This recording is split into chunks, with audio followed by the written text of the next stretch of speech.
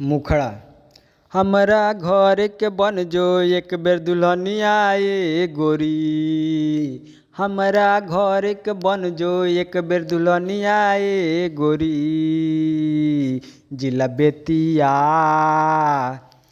बेतिया के ओढ़ल ना ओढ़निया ए गोरी।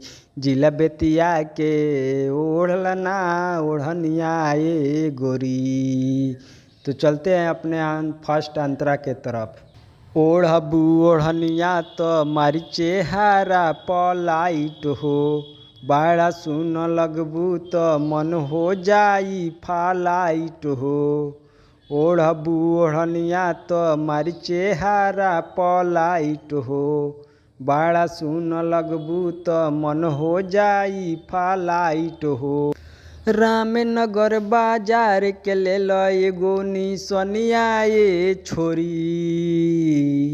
रामनगर बाजार के ले लो एगो निसनिया ए छोरी।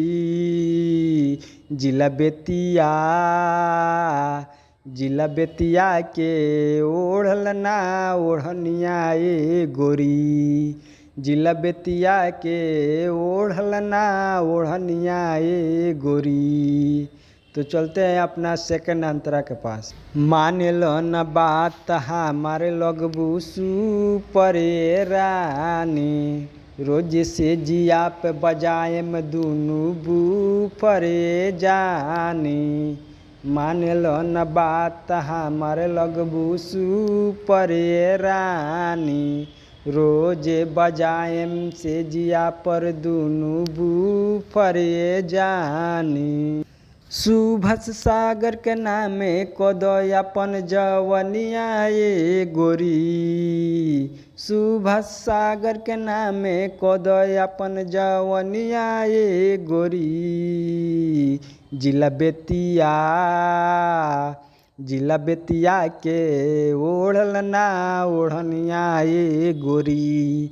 जिला बेतिया के ओढ़ल ना ओढ़निया ए गोरी। राइटर सुभाष सागर चैनल में आपका स्वागत है। यदि हमारे चैनल को आप सब्सक्राइब नहीं किए हैं तो जल्द सब्सक्राइब करें। गाना लिखा हुआ अपलोड होते ही आपके पास तुरंत पहुँचे। और लाइक कमेंट शेयर ज़रूर करें। और अपना पर्सनल सॉन्ग लिखवाने के लिए हमारे नंबर पर कांटेक्ट करें।